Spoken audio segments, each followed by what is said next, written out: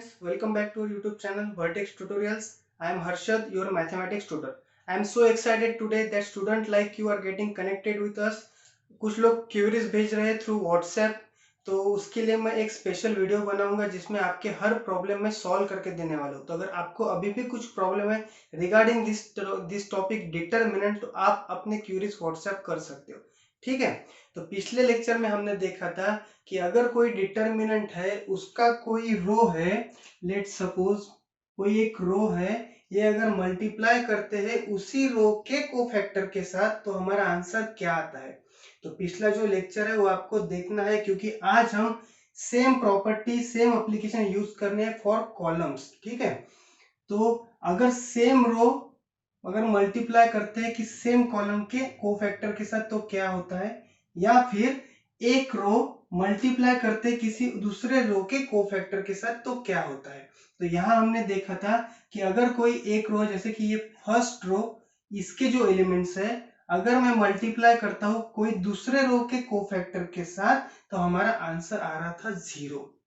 ठीक है, तो पिछले लेक्चर में मैंने बोला था कि नेक्स्ट लेक्चर में हम देखेंगे कि कॉलम के साथ ये वैलिड होता है या नहीं।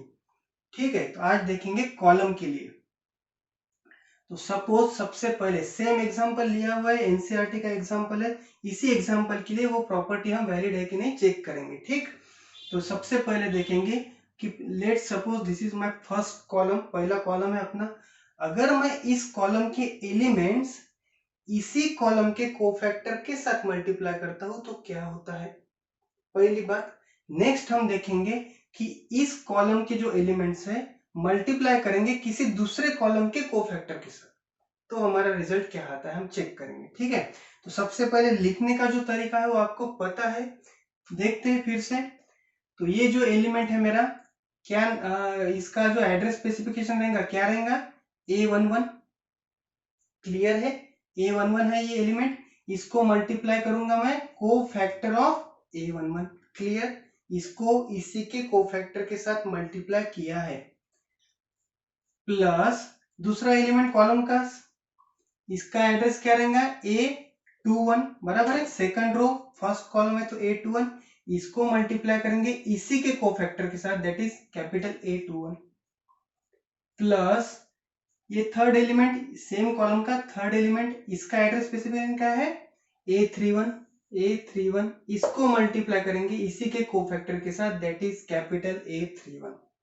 अब स्मॉल a क्या था, एलिमेंट्स का एड्रेस, और कैपिटल ए था उसी एलिमेंट का कोफैक्टर, हमने देखा है। अब पुट करके देखते हैं कि क्या आंसर आने वाला है। ठीक है, तो A11 क्या है, that is 2। Cofactor of A11, cofactor कैसे निकलना है हम पता है, सो -1 टू द पावर, ये 1 + 1 करेंगे, इनटू इसका माइनर, माइनर मतलब ये एलिमेंट का कॉलम और रो छोड़ देना है, तो बचेगा 0 4 5 -7। क्लियर है, कोफैक्टर कैसे निकालना है। देन प्लस A21 क्या है हमारा 6, into cofactor of A21, cofactor of A21 क्या होगा, कोफैक्टर कैसे निकालेंगे इस एलिमेंट का, तो सबसे पहले -1 to the power this 2 + 1 into उसका माइनर, माइनर ऑफ 21, इसका माइनर कैसे निकालेंगे, अगेन इसका रो कॉलम छोड़ेंगे तो बचेगा -3 5 5 -7, -3 5 5 -7। क्लियर है, देन थर्ड बाकी है प्लस A31 क्या है हमारा, this is 1 into cofactor of 31, cofactor of 31 कैसे लिखेंगे, this is -1 to the power 3 + 1। Clear है, इनटू इसका माइनर, माइनर क्या आएगा इस एलिमेंट का, अगर उसका कॉलम और रो छोड़ दे तो -3504, -3504। ठीक है, अब इसको करेंगे सॉल्व, तो देखते हैं क्या आता है। This is 2 -1 to the power 2, -1 to the power even मतलब +1, देन इसका मल्टीप्लिकेशन क्या होगा, सो माइनर इज सॉल्व करेंगे, सो दिस इज 0 -5 4 इज 20।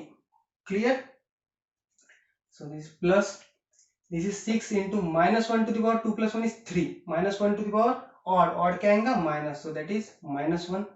ये सॉल्व करेंगे माइनर, -7 इंटू -3 21 + 21 -5 5 इज 25। क्लियर है? Plus this is 1 minus 1 to the power 3 plus 1 4 minus 1 to the power even, even means positive 1, और ये आएगा this is minus 12 minus 0। Solve करेंगे, so this is 2, ये 0 minus 20 is minus 20 plus this is minus 6 into ये क्या बचेगा 21 minus 21 minus 4। Clear? Plus this is 1 into minus 12, so this is minus 40 minus 6 into minus 4 plus 24 और this is minus 12। तो क्या बचेगा 24 minus 12 is 12। ठीक है, 12 माइनस 40 दैट इज माइनस 28। ठीक है, क्लियर है आपको कि पिछले बार क्या किया था, किसी रो के एलिमेंट्स को उसी रो के कोफैक्टर के साथ मल्टीप्लाई किया था, तब भी हमारा आंसर कुछ रैंडम नंबर आया था। अब यहाँ पे भी कॉलम के लिए हमने ट्राई किया कि सेम कॉलम के जो एलिमेंट्स है इसी के कोफैक्टर के साथ मल्टीप्लाई किए हैं, तो हमारा आंसर ऐसे ही कुछ रैंडमली आ रहा है। मतलब इस पे से हम लोग कुछ कंक्लूड करेंगे नहीं। ठीक है, इसे हमने क्या बोला था, इसे कहते हैं हम एक्सपांशन ऑफ रो बोला था वहां पे। यहाँ पे बोलेंगे एक्सपांशन ऑफ कॉलम, क्योंकि कॉलम पे ऑपरेशन परफॉर्म कर रहे हैं तो एक्सपांशन ऑफ कॉलम, रो पे ऑपरेशन परफॉर्म करते हैं तो एक्सपांशन ऑफ रो। अब ये सेम जो हमने यहाँ पे किया है ये आप किसी भी कॉलम के साथ कर सकते हो, कोई प्रॉब्लम नहीं। क्वेश्चन आएगा तो कैसे आएगा, expand the determinant with column 2, expand the determinant with column 3, कोई भी कॉलम बोल सकता है वो। ठीक है, क्लियर है आपको ये आइडिया? तो अब हम देखेंगे कि कोई एक कॉलम के जो एलिमेंट्स है किसी दूसरे कॉलम के एलिमेंट्स के कोफैक्टर के साथ अगर मल्टीप्लाई करते हैं तो क्या आता है। ठीक है, उस पे से हम कुछ कंक्लूजन निकालेंगे। तो सेम एग्जांपल के लिए कॉलम ऑपरेशन डिफरेंट वे में ट्राई करते हैं। जैसे कि देखो, अगर ये मेरा फर्स्ट कॉलम है, इस कॉलम के जो एलिमेंट्स है ये मैं मल्टीप्लाई करूंगा किसी और कॉलम के एलिमेंट्स के कोफैक्टर के। ठीक है, कोई एक कॉलम के एलिमेंट्स लेना है, इनको मल्टीप्लाई करना है किसी दूसरे कॉलम के एलिमेंट्स के कोफैक्टर के साथ। ठीक है, तो लिखेंगे लेट्स से अगेन पहले कॉलम लेता हूं और एक थर्ड कॉलम लेता हूं। ठीक है, तो लिखने का तरीका देखो, सबसे पहले तो इसका एड्रेस क्या है, दिस इज A11। इसको मल्टीप्लाई किसके कोफैक्टर के साथ करूंगा, इसके मतलब A13 first column first row third column A13 plus second element, same first column का सेकंड एलिमेंट क्या है, इसका एड्रेस रहेगा A21, लेकिन इसको मल्टीप्लाई किसके साथ करूंगा, कोफैक्टर ऑफ ये एलिमेंट का एड्रेस क्या हो जाएगा, सेकंड रो है थर्ड कॉलम है 2 3 बराबर है, plus third element first column का थर्ड एलिमेंट 1, इसका एड्रेस क्या रहेगा A31, इसको मल्टीप्लाई करेंगे कोफैक्टर ऑफ किसके साथ, ये एलिमेंट के साथ, इसका एड्रेस क्या हो जाएगा 33। ठीक है, ये लिखना आना चाहिए सबसे पहले। अब इसमें देखेंगे कि क्या करना है, सॉल्व करके कंक्लूजन निकालेंगे कुछ। सो A11 क्या है मेरा, दिस इज 2, कोफैक्टर कैसे लिखते हैं, -1 टू द पावर ये 1 + 3 इनटू इसका माइनर किसका 1 3 का माइनर, मतलब इस 5 का माइनर कैसे निकालेंगे, इसका कॉलम रो अगर छोड़ते हैं तो बचता है 6015। क्लियर है, प्लस A21 एलिमेंट कौन सा है, ये 6 इंटू कोफैक्टर ऑफ 2 3 कैसे निकालेंगे, -1 to the power 2 + 3 into minor of 2 3 मतलब ये 4 का माइनर कैसे निकालेंगे, अगेन रो कॉलम छोड़ते तो 2 - 3 15। क्लियर है, देन प्लस A31 कौन सा एलिमेंट है 1 in multiplication with cofactor of 3 3 that is -1 to the power 3 + 3 into minor of 3 3 मतलब ये -7 का माइनर क्या हो जाएगा, अगर कॉलम रो छोड़ते तो 2 - 3 60। क्लियर है, ये लिखना आना चाहिए। अब देखेंगे सॉल्व करके क्या होता है। So this is again 2 - 1 to the power 4 मतलब E1 है मतलब पॉजिटिव 1, इसको मल्टीप्लाई करेंगे 6 5 is 30 minus 0, clear. Then plus 6 minus 1 to the power 5, minus 1 to the power 5 मतलब और मतलब minus 1 into this is 5 2 is 10 minus minus 3 1 is minus 3, this is minus 3, clear है। Then plus ये तो 1 ही है, minus 1 to the power 6, E1 मतलब positive 1 ही होने वाला है, लिखो नहीं लिखो।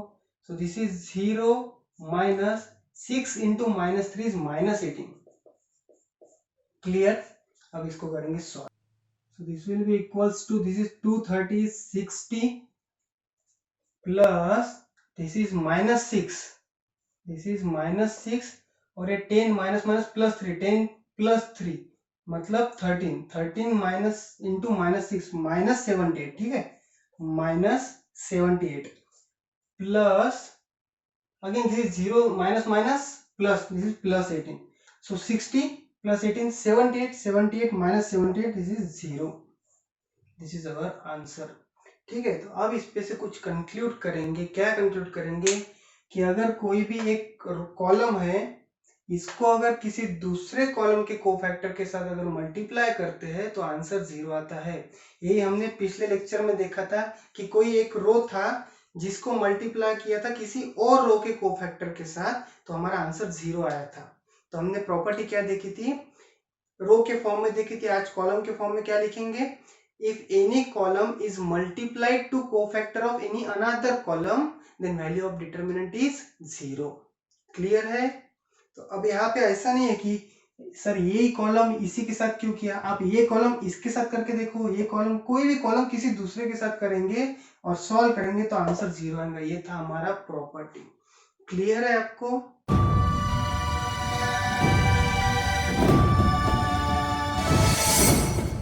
Now we'll see how to find the area of triangle by using determinant। अब ट्रायंगल का एरिया निकालने के लिए हमारे पास सेपरेट फॉर्मूला है, बट लेकिन जब हमें सिर्फ 3 पॉइंट दिए, जैसे कि for example find area of triangle with vertices given, सिर्फ 3 पॉइंट पता है तो यूजिंग डिटरमिनेंट हमें एरिया कैसे निकालना है वो हम देखते हैं।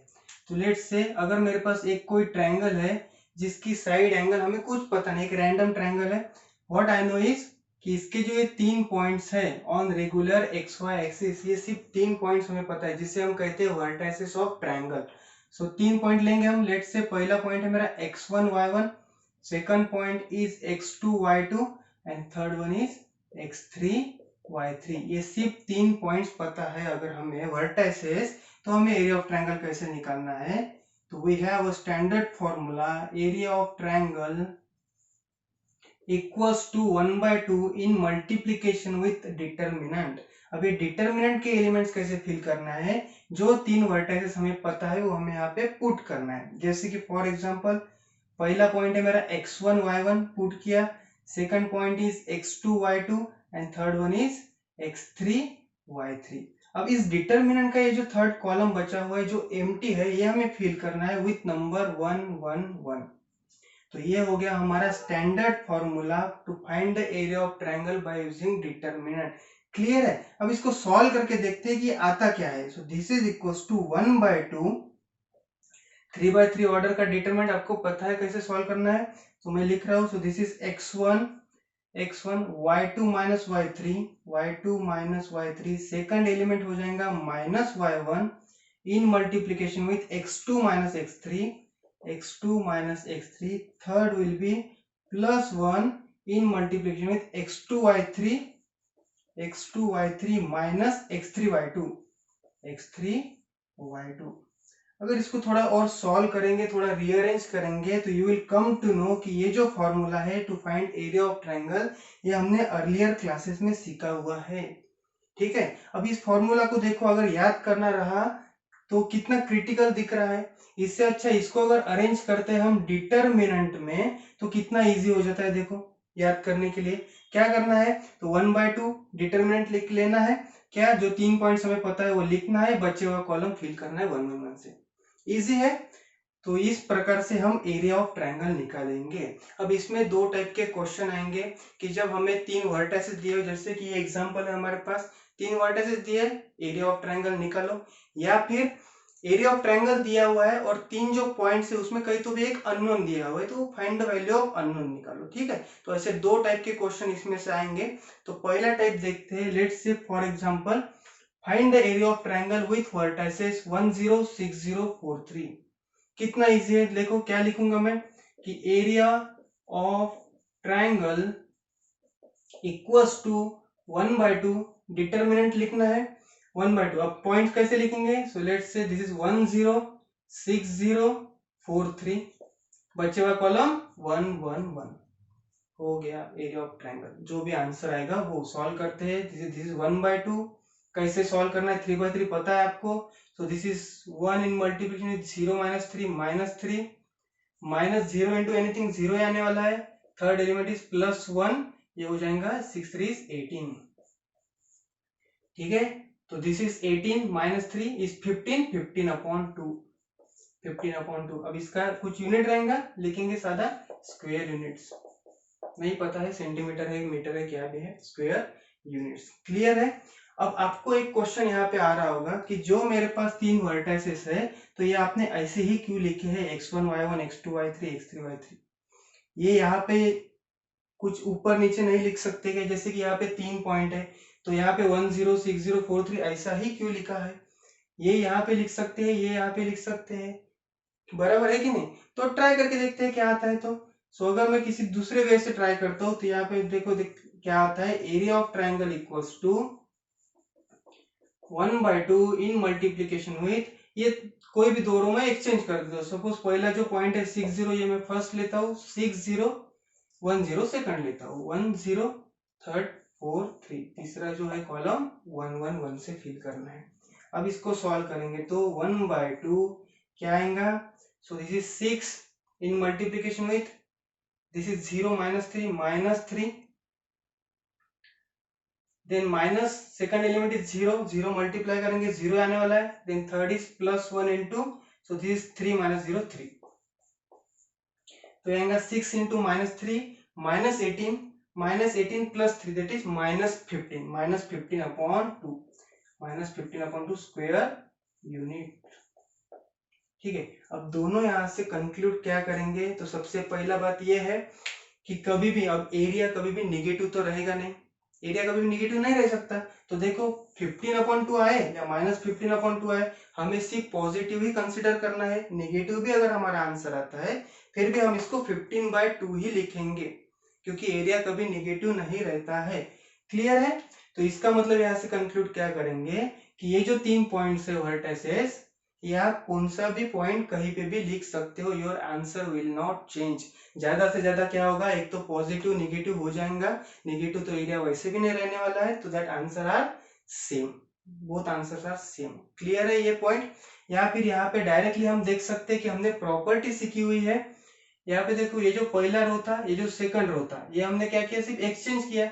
यहाँ पे जो सेकंड था वो फर्स्ट हो गया और फर्स्ट था तो वो सेकंड हो गया। तो हमने प्रॉपर्टी भी सीखी है कि कोई भी दो रो अगर हम एक्सचेंज करते हैं तो हमारा आंसर निगेटिव आता है, प्रॉपर्टी सीखी है हमने।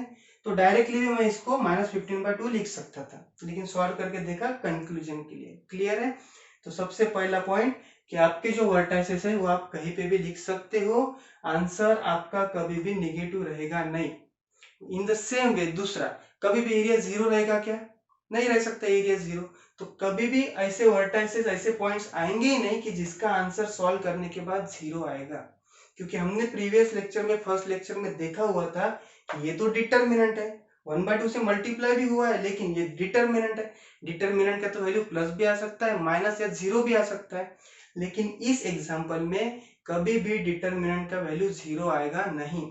नेगेटिव आएगा तो हम उसको पॉजिटिव कंसिडर करेंगे, पॉजिटिव आएगा तो वेल एंड गुड। ठीक है, तो समझ में आया एरिया ऑफ ट्रायंगल कैसे निकालना है। अब इसका जो दूसरा पार्ट था, जब हमें ट्रायंगल का एरिया दिया हुआ रहेगा और हमें कुछ अननोन निकालना रहेगा, तो उस टाइप का एग्जांपल अगर आता है तो कैसे सॉल्व करेंगे हम देखते हैं। ठीक है, now will solve the second type of example related to finding area of triangle. ठीक है, अब सेकंड टाइप देखो क्या दिया हुआ है कि if area of triangle is 35 square units with vertices, देखो बोला था कहीं तो भी एक पॉइंट में अननोन आ जाएगा, उसको हमें फाइंड आउट करना है। फाइंड द वैल्यू ऑफ के पूछा हुआ है। तीनों पॉइंट्स में, ठीक है। तो इसको कैसे सॉल्व करना है ये देखना है सबसे पहले। ये एनसीईआरटी का क्वेश्चन है, इजी सा क्वेश्चन है, टाइप समझ लीजिए सिर्फ। तो मुझे ये पता है कि एरिया ऑफ ट्राइंगल कैसे निकालना है, तो 1/2 in multiplication with determinant. Determinant के पॉइंट्स कैसे पुट करना है पता है, कौन सा कहीं पे भी पुट कर सकते हैं, कुछ प्रॉब्लम नहीं है। सो 2 - 6, second point is 5 4, third point is K4। Third जो कॉलम था हमारा क्या फिल करना है 1 1 1। अब इसको सॉल्व करेंगे, ये हो जाएगा हमारा एरिया ऑफ ट्राइंगल जो कि हमें 35 दिया हुआ है पहले से, ठीक है। तो देखेंगे क्या आता है। So this is 1/2 in multiplication with 3/3 solve करेंगे। So this is 2 into this is 4 - 4 0, then minus second element minus होता है -6 into this is 5 - K, 5 - K। Third element हमारा होता है +1, ये हो जाएगा 5 4 इज 20 - 4K। क्लियर है। अब इसको सॉल्व करेंगे। So this is 1/2, this is 0, minus minus will become +6, 5 - K plus this is 20 - 4K। इसको सिंप्लीफाई करके लिख लेते हैं। सो दिस इज 1/2, अंदर क्या बचने वाला है, तो 6 से मल्टीप्लाई कर देंगे ब्रैकेट को, तो 6 5 is 30 - 6K is 6K plus this is 20 - 4K, brackets open कर दिए हैं। सो दिस इज 1/2, क्या बचने वाला है, सो 30 + 20 is 50 -6K - 4K is -10K। अब 1/2 से ब्रैकेट्स ओपन कर देते हैं, मल्टीप्लाई कर देते हैं, तो 1/2 से 50 हो जाएगा 25 -10K हो जाएगा 5K। ये आ गया हमारा आंसर 25 - 5K काय का एरिया ऑफ ट्रायंगल। लेकिन एरिया ऑफ ट्रायंगल तो दिया है 35 स्क्वायर यूनिट्स, तो दोनों को हम क्या करेंगे इक्वेट। तो जो पॉइंट टू नोट है वो यहाँ पे है, ये याद रखना है कि ये जो 25 - 5K हमारा एरिया आया जो कि हमें दिया हुआ है 35, ये हमें लिखना है प्लस और माइनस दोनों, प्लस और माइनस दोनों। क्यों लिखना है कि डिटरमिनेंट सॉल्व करने के बाद हो सकता है जो एरिया हमारा आया है +35 आता है तो ओके, -35 अगर आता होगा फिर भी हम उसको +35 लेने वाले हैं, ठीक है। तो आंसर जो आया डिटरमिनेंट सॉल्व करने के बाद तो वो माइनस या प्लस दोनों आ सकता है, इसलिए हमें प्लस और माइनस दोनों कंसिडर करना था, ठीक है। क्लियर है। अब इसको सॉल्व करेंगे, अब इजी हो जाएगा ये। सो यहाँ से तो सबसे पहले 5 कॉमन ले लेते हैं। सो 5 अगर कॉमन लेते हैं तो this is 5 - K, clear, equals to +- 35। 5 इधर भेज देंगे तो 35/5 इज +- 7, क्लियर है। सो दिस इज 5 - K, 5 इधर डिवीजन में जाएगा, सो +- 7। अब देखेंगे कि दो कंडीशन है, एक तो 5 - K इक्वल्स टू +7 या फिर 5 - K इक्वल्स टू -7। सॉल्व करेंगे k का वैल्यू, तो k क्या हो जाएगा, k इक्वल्स टू, सो 5 इधर अगर जाता है तो सो इस -K, 7 - 5 is 2, so therefore k equals to -2। एक पहला पॉइंट आ जाएगा। देखेंगे second, so this is -K equals to -7, ये भी -5 चले जाएंगे इधर, so -K equals to -12, therefore k equals to 12, ये दूसरा पॉइंट।